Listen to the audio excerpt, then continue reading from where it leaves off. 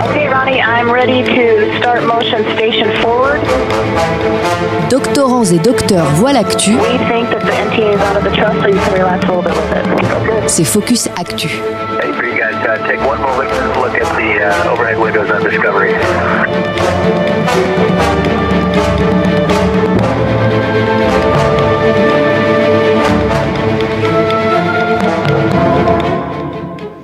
Bonsoir Cyril.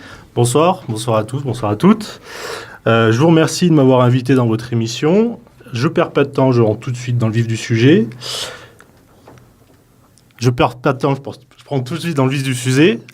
D'abord, avant de comprendre qu'est-ce que le Deep Web et qu'est-ce que c'est le Darknet, il faut essayer de comprendre comment est composé l'Internet en lui-même. L'Internet est composé de 3 éléments. On a ce qu'on appelle l'Internet de surface. C'est l'Internet qu'on utilise tous les jours. Amazon, YouTube, Facebook, l'Internet le plus accessible qui existe. Ensuite, on a le Deep Web. C'est un Internet qui reste accessible, mais qui n'est pas indexé au moteur de recherche. Alors, qu'est-ce que ça veut dire indexé ? C'est tout simplement qu'il n'est pas indexé à Google et que vous ne pourrez pas le trouver en tapant des mots-clés dans Google. Et ensuite, vous avez le Darknet, qui est finalement la forme la plus profonde de l'Internet. C'est-à-dire qu'il n'est ni indexé, ni accessible avec l'URL exact. Bien souvent, il fait une identification supplémentaire pour y accéder.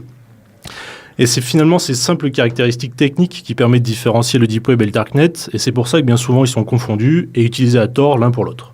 Ce qu'il faut retenir finalement, c'est que le Darknet est plus difficile d'accès, et donc c'est là où il se passe les activités les plus répressibles. Mais en pratique, qu'est-ce qu'on fait sur le Deep Web et sur le Darknet ? Alors au premier abord, on peut avoir une image très négative de ce qui se passe sur cette partie de l'Internet, souvent perçue comme un moyen d'acheter de la drogue impunément, ou d'acheter des armes, ou de s'offrir des services qu'on ne trouve pas forcément dans le commerce classique, comme des tueurs à gages par exemple. Mais il ne faut pas être totalement défaitiste non plus. C'est aussi cette partie de l'Internet qui offre aux activistes du monde entier un moyen d'accès, un moyen d'organisation dans les pays où il y a une certaine répression vis-à-vis des libertés d'expression. C'est aussi cet Internet qui offre la sécurité aux journalistes qui sont dans des zones dangereuses du monde, qui permettent de travailler anonymement.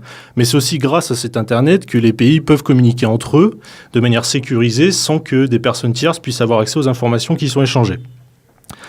Ce qui m'amène à mon dernier point pour la présentation, c'est comment est-ce que cela est possible ? Pourquoi n'arrêtons pas les personnes utilisant cette partie d'Internet, puisque pour la plupart d'entre eux, il y a des actes malfaisants qui s'y déroulent ? Eh bien, tout simplement parce que c'est impossible. Le Deep Web et le Darknet et les outils qu'on utilise pour y accéder assurent un anonymat aux utilisateurs, ce qui rend très difficile aux autorités de réguler les activités qui s'y passent. Ce qui fait d'ailleurs tout son intérêt pour ces utilisateurs, et les défenseurs de cette partie de l'Internet prônent toujours pour plus d'anonymat. En somme, cette partie d'Internet n'est ni bien ni mal. C'est l'usage que l'on en fait qui détermine sa nature et non l'objet en lui-même.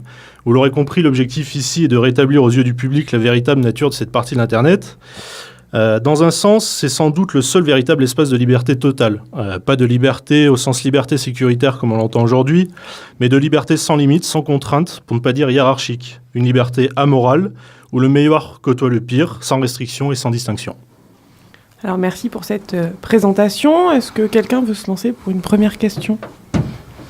Oui, moi je suis un utilisateur de Tor en fait, et justement je voulais savoir, est-ce que toi tu as plus d'informations peut-être que moi sur le fait, est-ce que on peut vraiment pas suivre ma trace lorsque je navigue sur Internet ?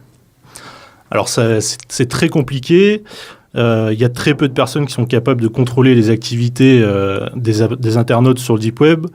Et pour ne pas dire que ça se limite exclusivement à eux, c'est la NSA.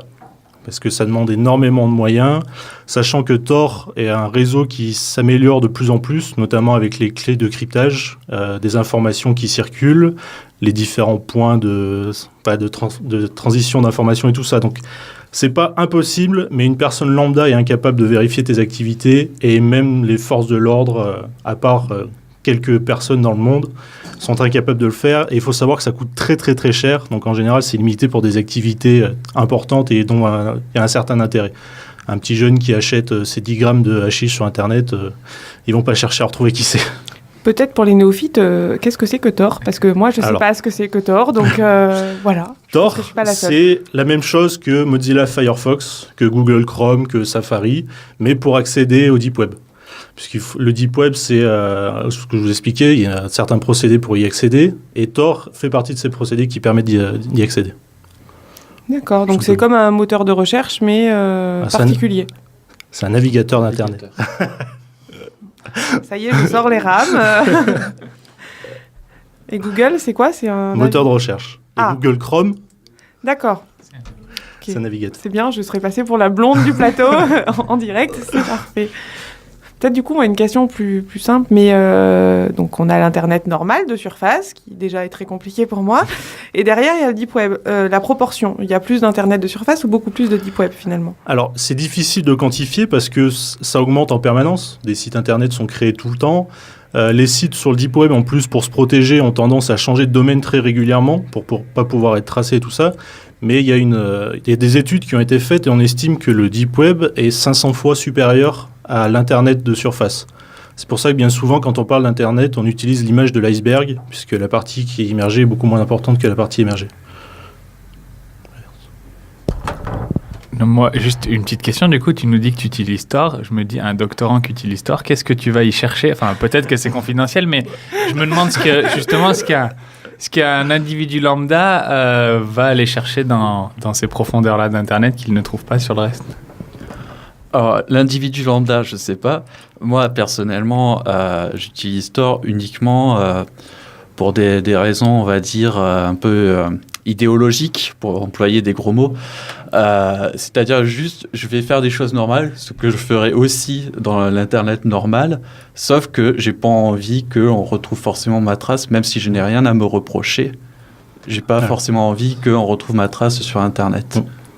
Et donc c'est une navigation privée boostée inaccessible, enfin, je sais pas, par rapport à une navigation privée qui est quand même faite pour que la trace soit moins visible. Alors, sur une navigation privée, en fait, c'est ton ordinateur qui garde aucune information de ce que tu fais. Mais ton fournisseur d'accès à Internet, c'est sur quel site tu vas, qu'est-ce que tu as fait. Alors qu'en passant par Tor, vous pouvez aller sur Facebook, sur Amazon, c'est juste comment on ne sait pas quelle activité vous avez et c'est pas... personne ne peut le vérifier. Et c'est facile à installer ou c'est un truc très compliqué à mettre en place? Alors, ça, en général, ça fait très très peur aux gens, mais il n'y a rien de plus simple. C'est d'une simplicité sans nom. C'est comme télécharger Google Chrome, c'est exactement pareil. Et alors, si c'est pas connu, c'est parce qu'il y a des lobbying derrière pour justement garder les informations? Est-ce que c'est qu'il y a un secret d'État? Enfin, parce que honnêtement, alors je pense que je suis pas la seule, on a compris, j'y connais rien, mais moi je connais pas du tout ça, j'en ai très peu entendu parler, à part quand on a eu l'occasion de discuter justement, et je me dis, est-ce que c'est bien que les médias ne veulent pas forcément en parler, ou que on veut pas que ce soit trop connu, tout ça? Disons, du côté des États, c'est pas forcément dans leur intérêt que tous les utilisateurs aient une navigation privée. Après, il y a un peu le côté fantasque, on maîtrise pas forcément ce qu'on fait, on a peur de faire des erreurs, c'est ce qui retient beaucoup les gens. Et puis, c'est l'image, justement, qu'on colle à Tor et au Deep Web, qui est fausse. Il faut bien savoir que Tor est financé en partie par le gouvernement américain, par le gouvernement suédois, sur le principe de la liberté d'expression. Donc, ce n'est pas des projets secrets, c'est juste que c'est mal connu. Et puis, pour une utilisation de tous les jours, pour des personnes, vous n'avez pas forcément un intérêt à l'utiliser. Parce que vous ne ferez pas plus de choses qu'avec un navigateur simple, enfin classique. Hormis le fait que vous êtes anonyme. Mais du coup, avec Tor, par exemple, on peut aussi aller sur Google et faire des recherches normales. Oui. Donc, on accède, j'ai l'impression que c'est du Deep Web, mais c'est plus le fait qu'on cache tout ce qu'on fait plutôt qu'un accès au Deep Web, puisqu'on accède au même web. Oui, mais alors, ça, c'est les trois internets que je vous ai donnés, ils ne sont pas séparés. Il n'y a pas de frontière entre les trois internets. C'est trois parties d'internet, mais c'est un seul et même ensemble. Donc, on peut accéder aux trois à partir de Tor. C'est juste que pour le Deep Web, il y a un certain nombre de sites qui ont des domaines particuliers qui ne sont pas recensés et qui ne sont pas exploitables sur des navigateurs de recherche classiques. C'est les domaines .oignon. On va rentrer dans les... .oignon ? .oignon, parce que c'est le principe de Tor. En fait, Tor, c'est The Onion Router. Donc, c'est le routeur, le navigateur à plusieurs couches. D'accord. Voilà. Moi, j'aurais une question. Tu as parlé tout à l'heure du système de protection des gouvernements. Et je me demandais s'il y avait des tentatives de piraterie qui avaient été réalisées au niveau du Deep Web et du Darknet.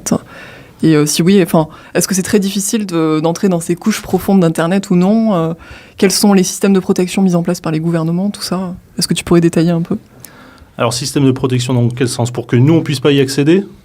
ou pour Non, démanteler les... Plutôt des attaques de pirates qui voudraient essayer, je sais pas moi, d'attraper des informations ou d'avoir des actes de malveillance en fait envers les gouvernements ou Alors c'est genre de plus, choses. c'est plus contre les gouvernements, mais c'est pas forcément sur le deep web. Justement, sur le deep web, c'est l'accès libre et total, la liberté qui existe dans son sens le plus pur. L'exemple type, c'est par exemple toutes les informations par rapport à Wikileaks qui ont disparu de l'internet de surface, qui sont toujours accessibles dans le deep web. Les informations qui sont en général sur le deep web sont pas cachées, elles sont recherchées.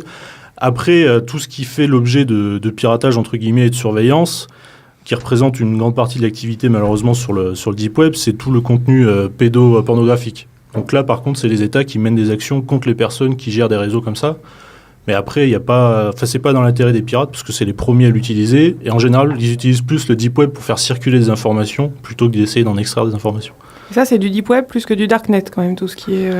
Alors la pédocriminalité en général c'est plus du darknet parce que c'est des sujets très sensibles, c'est des gens qui veulent pas qu'on sache les activités qu'ils ont et l'accessibilité est particulière et il faut en général avoir des identifiants ou, pour pouvoir y accéder ou être invité par un autre membre.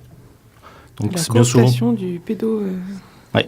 Génial. Il y a une opération du FBI, c'est l'opération Tornado si je dis pas de bêtises, qui a démantelé un réseau à Denver, aux États-Unis.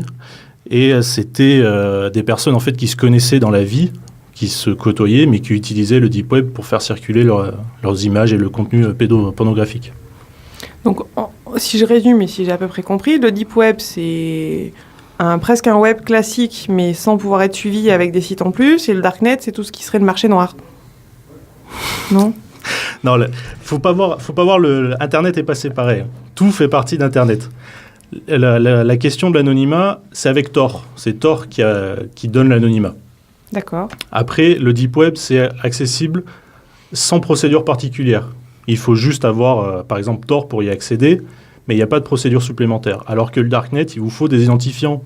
Par exemple, quand vous allez sur un site, vous rentrez votre nom d'utilisateur et votre mot de passe pour accéder au site. Ah, donc on peut faire n'importe quoi sur du darknet. On peut faire un truc de copines qui veulent s'envoyer des photos de fringues à acheter. Oui, c'est ça. D'accord. Il n'y a pas d'obligation que ce soit une activité illégale. Hein. Ça peut être parfaitement légal. Non, mais avec le nom, ça sonne déjà... c'est ça. C'est très dark. C'est vrai. Donc, Du coup, donc, tu disais, là, il y a quand même un seul moyen d'accéder à tout le contenu sur lequel on peut naviguer avec Tor, mais uniquement la NSA sait le faire. Mais il y a un moyen quand même de suivre la trace de tout ce qui se fait du coup sur ce deep web comme ça. Est-ce que ça vient de... Ouais, c'est une façon de craquer en fait toutes les sécurités de Tor. Alors, la NSA n'a pas accès à tout ce qu'il y a sur le deep web parce que, comme j'ai dit, les domaines changent régulièrement, les sites voyagent régulièrement, entre guillemets, pour pas être suivis.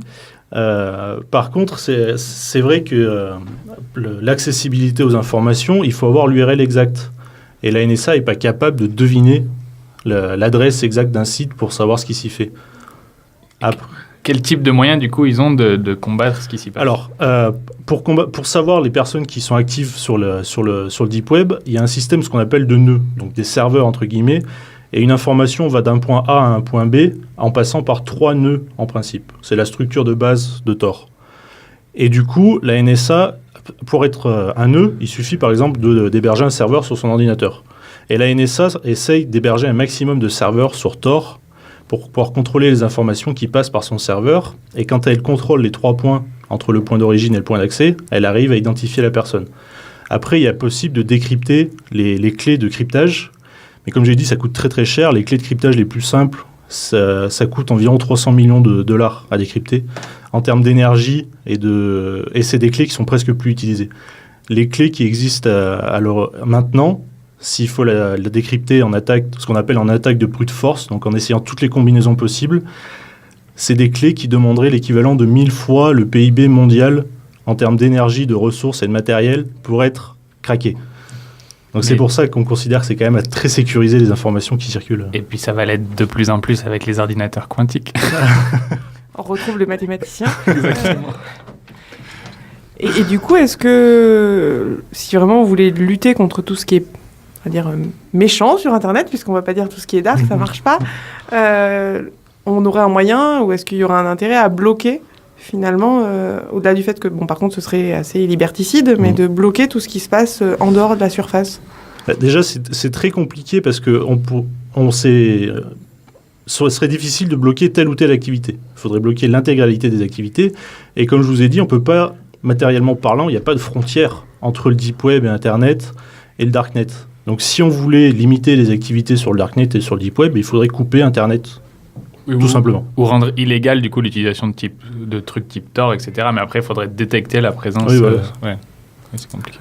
Et puis Tor a une utilité publique, entre guillemets, parce que ça permet au gouvernement de communiquer entre eux secrètement, les journalistes aussi, les dissidents politiques et tout ça. Donc c'est ça, c'est toute la problématique, c'est qu'on ne peut pas différencier les activités et on ne peut pas en annuler une sans annuler l'autre. Du coup, c'est l'avenir du web. C'est le présent du web. Et à l'avenir, est-ce que tout le monde n'ira pas, vu que ça semble facile d'accès là-dessus, pour faire disparaître l'Internet de surface, à part... Enfin, vu qu'on peut même aller sur les sites officiels en passant par le Deep Web, est-ce que ça ne va pas conduire à faire disparaître pour que ça devienne... C'est sûr qu'au bout d'un moment, peut-être pas à notre génération, mais il y aura au moins une prise de conscience qu'on n'est pas anonyme sur Internet. On a souvent tendance à croire que ce qu'on poste sur Internet, on ne peut pas savoir ce qu'on a fait, mais c'est faux. Et les gens, comme sont de plus en plus technophiles, et ils vont comprendre et ils vont arriver à maîtriser ce genre de technologie. Et finalement, pour l'instant, on va dire que c'est minime comparé à ce qui nous attend, parce que quand l'intégralité des internautes utiliseront ça, il n'y aura plus moyen de contrôler leur activité. Et puis, j'imagine que les premières que ça va embêter, c'est les grandes multinationales qui stockent des données sur tout le monde, parce que c'est un peu l'arrêt des big data, etc. J'imagine que c'est moins stockable sur le Deep Web, du coup. Ah ben non, parce qu'on ne connaît pas, les données sont cryptées, donc c'est juste un paquet d'informations qui circulent, mais on ne peut pas le lire. Donc, tout ce qui est stocké aujourd'hui, on ne pourrait plus continuer à emmagasiner des données sur tout le monde. Il y a beaucoup de personnes qui rejoignent, qui se mettent sur Tor parce qu'ils en ont marre de recevoir des spams en permanence, et avec ça, ça permet d'éviter les spams, tout simplement. C'est marrant, parce que du coup, on entend souvent des débats sur les gens qui nous disent, voilà, les big data, c'est catastrophique, on collecte tout sur vous, on sait tout, mais personne ne propose cette solution simple qui est d'aller sur Internet à partir de Tor et qui permet de régler ce problème-là. C'est ce que je disais un peu tout à l'heure, du coup. Il y a un intérêt économique. Mais du coup, moi, j'ai une autre question qui paraît peut-être, encore une fois, pas très pertinente. Mais donc, si on se connecte par Tor et qu'on va sur des sites ou des trucs comme genre Facebook, elles sont quand même connectées, nos informations. Puisque... Ce que tu postes, oui. Donc, oui, mais du coup, on sait forcément, vu qu'on s'identifie et que non, c'est pas que c'est nous. Oui, moi sur Facebook, c'est pas mon vrai nom. Si j'utilise Tor, on peut pas savoir qui a posté telle ou telle chose. Donc par contre, si on utilise Tor mais qu'on affiche son nom, on sait quand même qui c'est. Ah bah oui. Mais ça après, on peut pas faire tout le travail pour les internautes. Il faut que les internautes s'investissent un minimum aussi. Oui, non, mais c'était une vraie question. Non, mais c'est vrai. Mais par contre, c'est ce que utilisent quand on parle de l'État islamique qui a tweeté telle ou telle chose. Bien entendu, il passe par Tor pour qu'on puisse pas tracer d'où viennent les informations qui ont été postées. D'accord. Enfin, il n'y a pas que Tor, il y a d'autres systèmes pour accéder, mais Tor, c'est le plus connu et le plus répandu. Et donc, si les gens veulent installer Tor, ils le trouvent où ?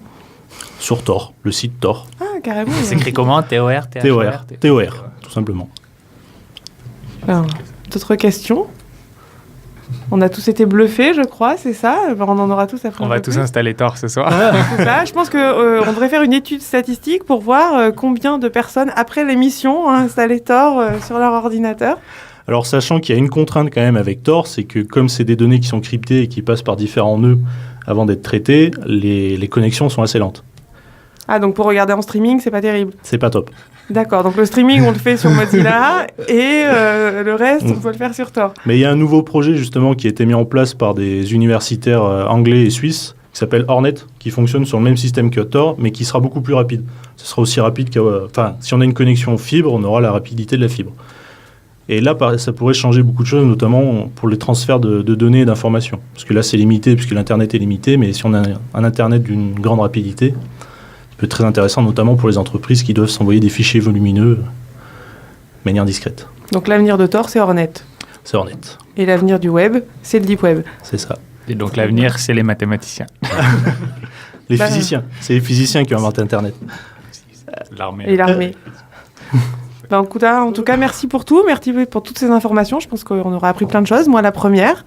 Puis au plaisir que tu reviennes nous parler éventuellement merci d'Internet à vous. et de tout ça. Au plaisir aussi de revenir. Merci.